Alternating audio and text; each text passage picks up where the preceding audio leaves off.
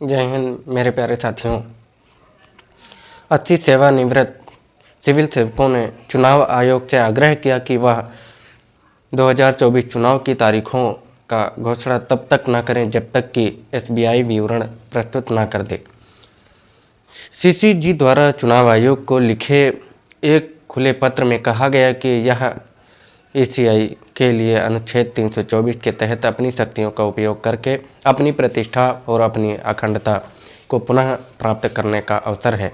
चुनावी बांड का विवरण जमा करने के लिए सुप्रीम कोर्ट द्वारा निर्धारित समय सीमा से एसबीआई के 3 दिन चूकने के बाद करीब 80 पूर्व सिविल सेवकों ने चुनाव आयोग को लेकर एक खुला पत्र लिखा, जिसमें सार्वजनिक क्षेत्र के बैंक को दानकर्ता विवरण तुरंत जारी करने का निर्देश देने की मांग की गई।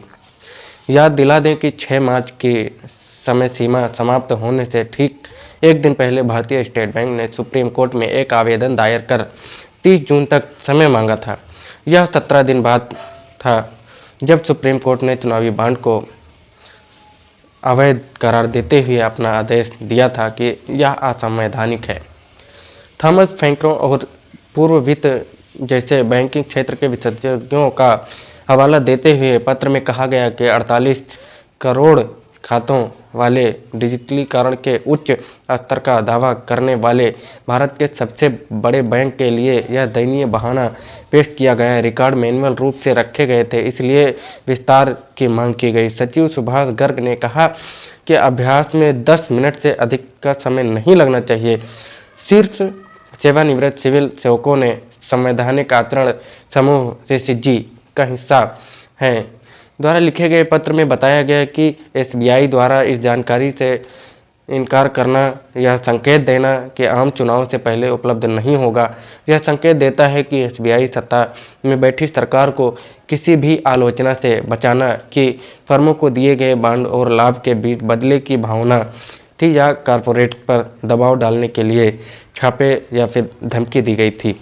चुनाव आयोग से अपील करते हुए यह उसके लिए संविधान के अनुच्छेद 324 के तहत अपनी शक्तियों का उपयोग करके अपनी प्रतिष्ठा और अपनी अखंडता को पुनः प्राप्त करने के एकमात्र अवसर है। पत्र में कहा गया कि उसे यह भी स्पष्ट करना चाहिए कि यह कार्यक्रम घोषणा नहीं करेगा 2024 में आम चुनाव के लिए जब एसबीआई यह जानकारी उपलब्ध नहीं करा देता।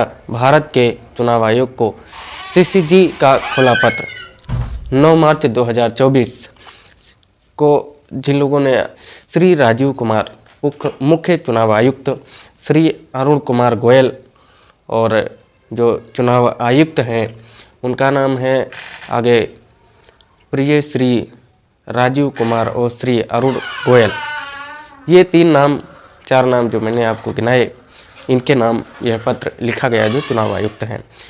हम अखिल भारतीय और केंद्रीय सेवाओं के पूर्व सिविल सेवकों का एक समूह हैं जिन्होंने अपने करियर के दौरान केंद्र और राज्य सरकारों में काम किया। एक समूह के रूप में हमारा किसी भी राजनीतिक दल से कोई संबंध नहीं, लेकिन हम निष्पक्षता और तटस्थता भारत के संविधान के प्रति प्रतिबद्धता में विश्वास करते हैं। हम आपको भारतीय स्टेट बैंक के सर्वोच्च न्यायालय से चुनावी बांड के संबंध में जानकारी जमा करने का समय 30 जून 2024 तक बढ़ाने के असाधारण अनुरोध के संदर्भ में लिख रहे हैं। इस तरह का उन्होंने पत्र लिखा। जिस समय तक ये चुनाव होंगे संसद तक खत्म हो जाएगा। हम निराशा के साथ नोट करते हैं कि 4 मार्च को न्यायालय को यह सूचित करने में एसबीआई को 17 दिन लग गए कि 6 मार्च तक डेट एकत्र करने की स्थिति में नहीं है। डेटा जो है वो 6 मार्च तक स्थिति करने नहीं है, तो 48 करोड़ खातों वाले डिजिटलीकरण के उच्च स्तर का दावा करने वाले भारत के जो सबसे बड़े बैंक के लिए एक दयनीय बहाना पेश किया गया है कि मैनुअल रूप से रखे गए थे, इसलिए विस्तार की मांग की गई। All India banking officer confederation के पूर्व महासचिव थॉमस फ्रैंको ने बताया कि एसबीआई ने जून 2018 के एक पत्र द्वारा भारत सरकार से चुनावी बांड योजना के लिए आईटी सिस्टम विकास के लिए 60 लाख रुपए से अधिक की राशि मांगी थी। उसी लेख में फ्रेंको ने एक आरटीआई उत्तर भी प्रकाशित किया, जो केवल 6 दिनों की अवधि में 6 वर्षों में बेचे गए और बांडों का विवरण देता है। योजना को अंतिम रूप देने में समय वित्त सचिव और समर्थक सुभाष चंद्र गर्ग ने साक्षात्कार में कहा कि मांगी गई जानकारी प्राप्त करने में 10 मिनट से अधिक का समय नहीं लगना चाहिए। वह यह भी महत्वपूर्ण बात करते हैं कि एससीआई ने उन राजनीतिक दलों के साथ बांड की खरीद से अधिक संबंधित विवरण नहीं मांगा जिन्हें वो दिए गए हैं। हासिल समय के मांग पूरी सुनिश्चित हो। चुनावी बांड की योजना को असंवैधानिक करार देते हुए एससीआई ने राजनीतिक दलों के वित्त पोषण के बारे में जानने के लिए भारत के नागरिकों के सूचना के अधिकार और एक पार्टी को अनुचित वित्तीय लाभ मिलने का कोई समान अवसर नहीं होने की बात कही थी।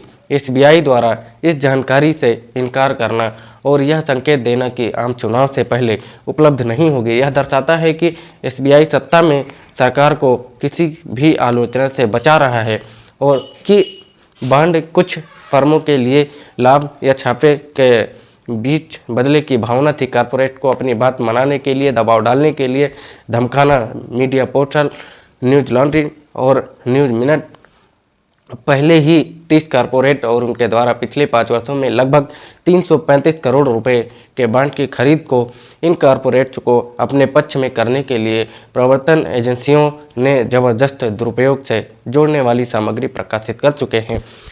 हम भारत सरकार के पूर्व सचिव EAS शर्मा द्वारा लिखे गए 6 मार्च 2024 के पत्र का संदर्भ देना चाहेंगे, जिसमें उन्होंने CSE ने एक केवल योजना के राजनीतिक दलों के किसी भी खर्च न किए गए धन को रोकने का अनुरोध किया है।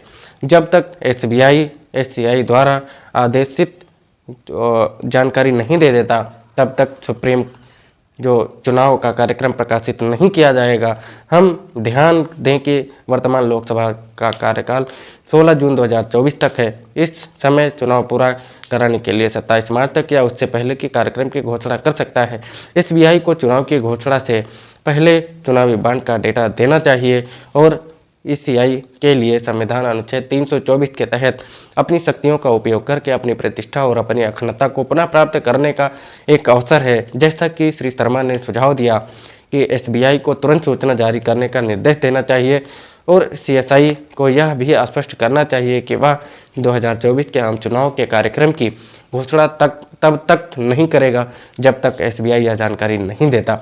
यदि सीएसआई शांत रहता है तो यह भारतीय मतदाताओं के सूचना के अधिकार का सम्मान करने और सम्मान का स्तर स्वतंत्र निष्पक्ष चुनाव कराने के अपने संवैधानिक जनादेश पर खरा नहीं उतरेगा। जैसा कि हम जानते हैं कि यह भारत के लोकतंत्र के लिए एक घातक झटका होगा। सत्यमेव जयते।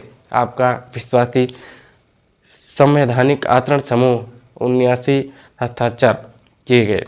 यह पत्र लिखा गया जिसमें सभी के नाम भी नीचे, जो 79 हस्ताक्षर किए गए उनके नाम बाकायदा नीचे लिखे गए, जिनको हम पढ़ेंगे तो बहुत समय लगेगा।